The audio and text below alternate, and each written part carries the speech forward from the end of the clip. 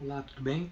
Pessoal, na sequência, nós vamos discutir aqui sobre a parte refratada e a parte refletida quando um raio incide sobre uma superfície atravessando por outra, em que, se você observar aqui, ó, nessa minha brincadeira, ele está obedecendo a lei de Snell, certo? De alguma maneira, então, o raio incidente, eu estou colocando aqui 40 graus de incidência e ele está refletindo com 40 graus, mas na refração já está saindo com outro ângulo aqui, aproximadamente 60, 60 e poucos, certo?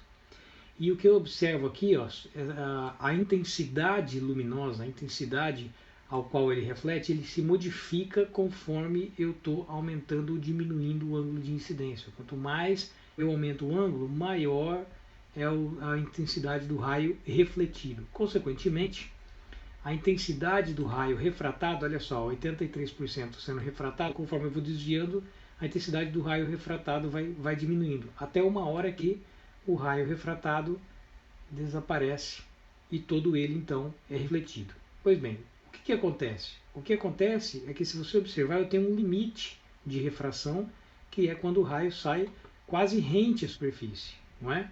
Quando isso acontece, eu posso simplesmente imaginar qual que é o ângulo então limite para a reflexão total, que seria, no caso, esse ângulo que está aqui aproximadamente, né, quase 50 graus aqui nesse caso, olhando o ângulo limite da seguinte forma. Então, novamente aqui, dando sequência, vamos usar a lei de Snell. O que eu quero dizer? Eu quero dizer que na hora que ele sai, se ele sai rente à superfície, então o ângulo refratado é 90. Então eu poderia aplicar a lei de Snell para achar o ângulo limite, o θ limite, para que o raio deixe de atravessar o meio e seja todo ele refletido, né?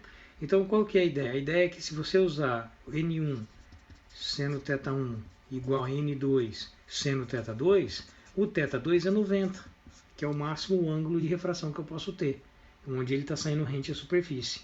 E seno de 90 é 1. Ok? Então, a relação que eu tenho é que seno de θ1 é igual a N2 sobre N1, tá certo? Aqui eu tenho uma consideração a fazer.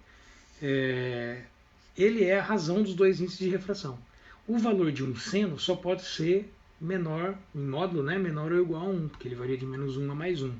Então, certamente, o N2 é menor do que o N1, correto? Se o N2 é menor do que o N1, então a gente só tem a condição de reflexão total quando eu estou vindo do meio mais refringente para o menos refringente. O contrário eu não tenho, não é?